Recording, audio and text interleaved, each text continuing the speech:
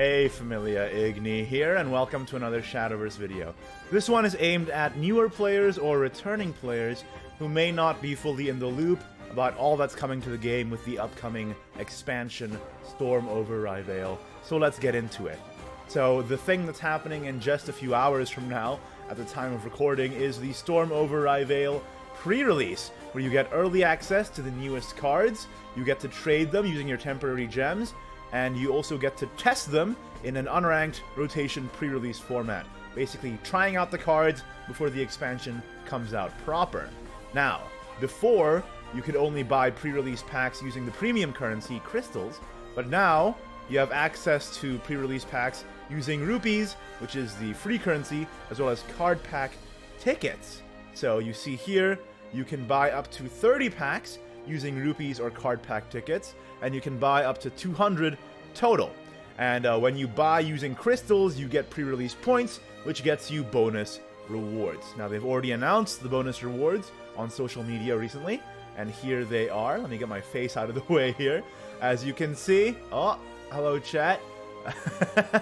You get the emblem up here, and then you get the sleeves, then a couple extra packs for when the expansion comes out proper. And then over here, you get animated sleeves, and then more packs, Seer's Globe shards, more packs, a legendary pack ticket, which is a pack ticket with a guaranteed legendary inside, and then one Seer's Globe. Of course, if you're new, Seer's Globe shards can be used to make Seer's Globes, and Seer's Globes can be used to turn an unanimated card into an animated one. Now, this expansion introduces a new keyword here called Maneuver. And it's one of the most confusing keywords, I think, that has been introduced in the game to wrap your head around, rather. And I've seen even veteran players sort of misunderstanding the effect. So essentially, a card with Maneuver, think of it as like a vehicle without a driver. It can't attack. If an allied follower that meets its conditions, so basically the driver of the car, if it comes into play, then the follower that's driving leaves the area, and then the car can now attack. So just picture that the follower is in the car now, right? And then when the car gets destroyed, so when the follower with Maneuver leaves play, the follower that's driving it, maneuvering that card, returns to play. So essentially, you think of it like car, no driver, can't do anything. Driver that meets the conditions comes along, right? Which means that they're in the car now, so they're out of play. Then the car can move, car gets destroyed, driver pops back out. Right? So let's take a look at the FAQ here. So here's Val, trusty getaway car. It has the maneuver of followers that cost 5 or more, right? So it can't do anything until a follower that originally costs 5 or more comes into play. And then once that happens, then the car can move. And as you can see here, we have an FAQ. The fanfare effect of the played card actually activates before it gets into the car, so that's kind of awesome. So for example, a card like Zelgenia, which heals you on fanfare, would heal you first, and then get into the car. Pretty nice, right? But then it loses effects, and it reverts to its pre-evolved state. So as you can see there. So that's how the maneuver works for Val. Also, if it gets transformed, kind of funny, if you transform the maneuver card, the driver, the follower maneuvering it, does not return. So you can transform Val into like a clay golem or what have you, and the driver would also be transformed as well. So that's kind of the counterplay there. Now, the new expansion also introduces a new feature to the game called the Battle Pass. If you have played other games with Battle Pass systems, it's a very popular thing nowadays, where you level up your Battle Pass by winning ranked or take 2 matches, and you get rewards based on the Battle Pass level. You get the normal pass for everyone, and then you can also pay extra to get a premium pass, as you can see, and you get more rewards than you would in the normal pass. So, let's take a look at the premium pass. What can you win? You can get leader skins even, which is huge, card pack tickets, and others. So yeah, just another way for basically whales to earn some additional rewards, but looks like you'll be getting plenty of rewards from the normal pass either way. Okay, now the story of Storm Over Rivayle is massively intertwined with the expansion itself. And I want to talk about the story a little bit.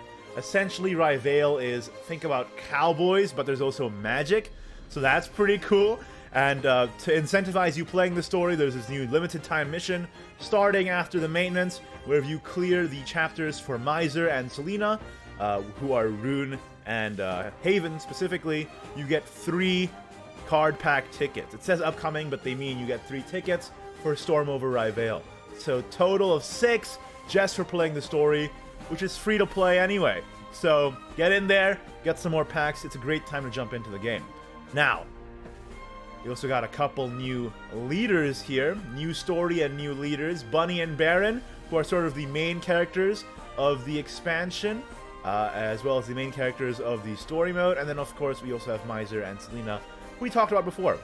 Let's talk about the actual characters here, because I think the story of this expansion is actually pretty sick. So Bunny, one of the main characters here, sort of you can read it on the screen as you'd like. I'll summarize it for you. Sort of like a hyperactive Bonnie and Clyde. So kind of awesome. Great character. Very Genki, I guess, but also has a gun. So be careful about that.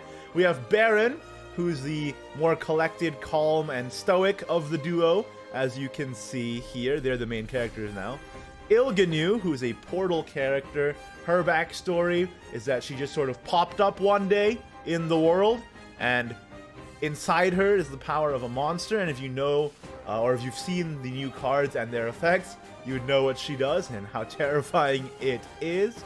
Now for Haven, you have this gunslinger who helps at the local church and watches over the children there. So kind of a kind-hearted soul, one of the good guys. Next we have Miser, who's a deputy, but he's kind of bad at it, which is kind of fun. And he's a Rune character. Aishalendrig, the portal character, one of 3 titans who rule Rivayle. So they rule over prosperity, order, and force, I believe. Aishalendrig rules over prosperity, which essentially means he controls the resources of Rivayle.